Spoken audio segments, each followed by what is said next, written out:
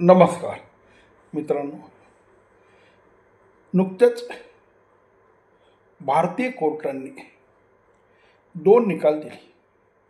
पहिला मुंबई बॉम्बस्फोट आणि दुसरा मालेगाव मस्जिद बॉम्बस्फोट.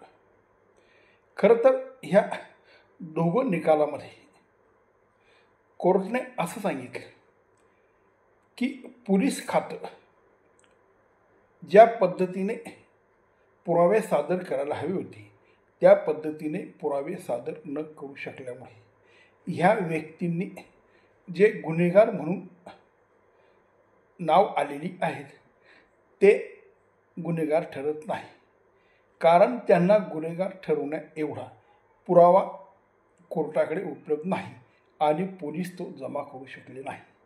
मुळात मुंबई बॉम्बस्फोट हा 2006 मुंबईला घडला आणि त्याचे जे काही अपराधी होते त्या अपराधी लोकांना कोर्टाने निर्दोष सोडलं. कोर्टाने सांगितलं की यांच्या विरोधात असे पुरावे नाहीत की ज्या पुराव्यामुळे यांना दोषी ठरवण्यात येईल. त्याच पद्धतीने मालेगाव बॉम्बस्फोटामध्ये सुद्धा अशाच पद्धतीने कोर्टाने 17 वर्षानंतर निकाल दिला. यात प्रसाद पुरोहित, मेजर कुलकर्णी, साध्वी प्रज्ञा सिंग असे लोक होते आणि मुंबई बॉम्बस्फोटमध्ये जास्ती करून मुसलमान लोक होते.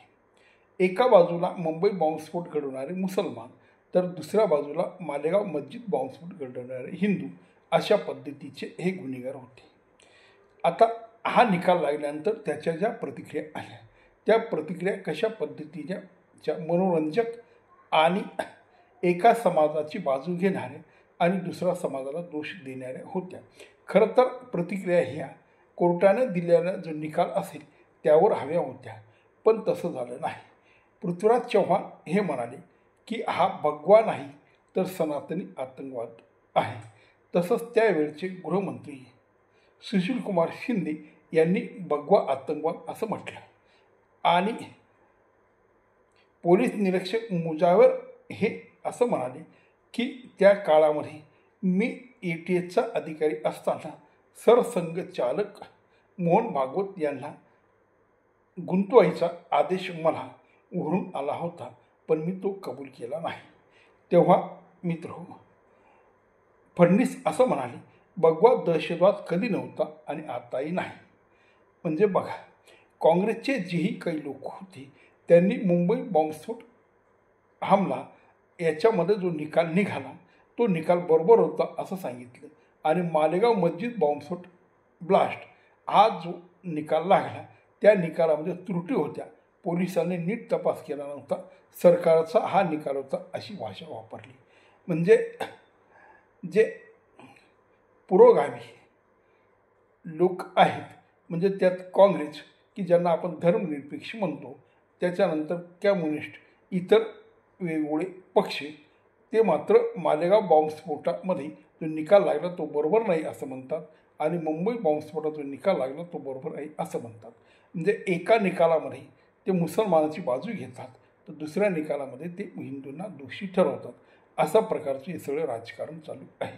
खरं तर मित्र, कुठलाही निकाल हा कोर्ट कुठल्याही धर्माच्या जातीचे लोक त्यात अडकले आहेत म्हणून तो निकाल देत नसतात, तर निकालामध्ये देत असताना त्यांच्यासमोर मांडलेले जे पुरावे असतील ते पुरावे त्या व्यक्तीला कितपत दोषी ठरवतील हे बघून निकाल दिला जातो. पण आपल्या देशामध्ये नेहमीच धर्मनिरपेक्ष समजणारे लोक हे नेहमी हिंदूंना भगवा आतंकवाद अशा पद्धतीची मांडणी करतात आणि काँग्रेसच्या काळात जे गृहमंत्री सुशीलकुमार शिंदेसारखे होते किंवा बाकीचे जे लोक होते त्यांनी नेहमी असं बिंबवायचा प्रयत्न केला की फक्त मुस्लिम आतंकवादी नसून हिंदूसुद्धा आतंकवादी आहेत, कारण त्या काळामध्ये मोठ्या प्रमाणात जे बॉम्बस्फोट झाले त्यात सगळ्यात जास्त मुस्लिम लोक त्याच गुन्हेगार होते. मग ह्या लोकांचा बचाव कसा करायचा, कारण कोर्टामध्ये काही हस्तक्षेप करता येत नाही.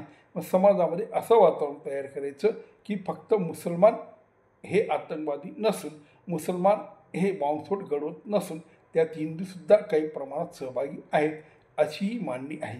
म्हणजे मुसलमानांच्या बाजूला कसं उभं राहता येईल आणि मतदान कसं आपल्या बाजूला वळवता येईल हा सगळा प्रयत्न होता. पण खरं तर कायदा हा कायदा असतो आणि देशावर जेव्हा असे हल्ले होतात, जेव्हा असे निष्पाप लोक मारले जातात, तेव्हा कुठल्याही राजकीय नेत्याने अशा प्रकारची भाषा करणं बरोबर नाही. तसं काँग्रेसला मोठ्या प्रमाणात 15 वर्षापासून भारतीय मतदाता चांगल्या पद्धतीने त्याला उत्तर देत आहेत आणि 15 वर्षापासून जवळजवळ BJPची सत्ता ह्या देशावर आहे. तरीही काँग्रेसमध्ये बदल व्हायला तयार नाही. आपल्याला लोक काय निवडून देत नाही.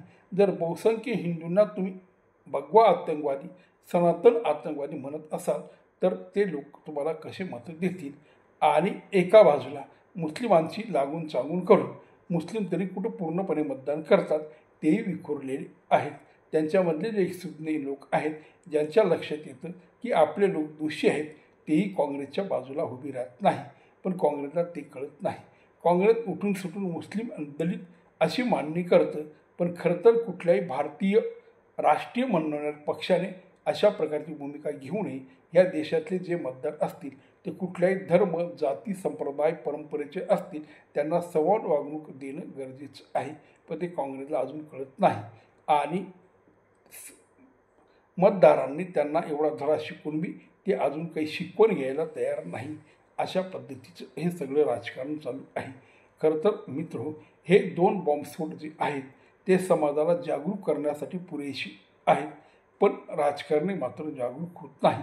समाजाला बरोबर कळतं की कोण चूक आणि कोण बरोबर. तेव्हा अशा पद्धतीचा हा निकाल लागला आणि त्याच्यावर समाजाच्या लोकांनी फारसा प्रतिक्रिया न देता राजकीय लोकांनी त्या प्रतिक्रिया दिल्या. कारण यामध्ये मालेगावच्या मस्जिद बॉम्बस्फोटामध्ये ओवीसीसुद्धा म्हणाले की हा पोलिसांचा दोष आहे. त्यांनी पाहिजे त्या पद्धतीने पुरावे कोर्टासमोर सादर केले नाही. पण ह्या बाबतीत ओवीसी मुंबईच्या खटल्यामध्ये असं म्हणत नाही की मुंबई बॉम्बस्फोटमध्ये जे निर्दोष लोक सुटले त्यातसुद्धा पोलिसांनी हलगर्जीपणा केला. तिचं मात्र बोलायचं नाही आणि इकडे मात्र बोलायचं. असं हे सगळं दुटप्पी राजकारण हे लोक करतात. नमस्कार.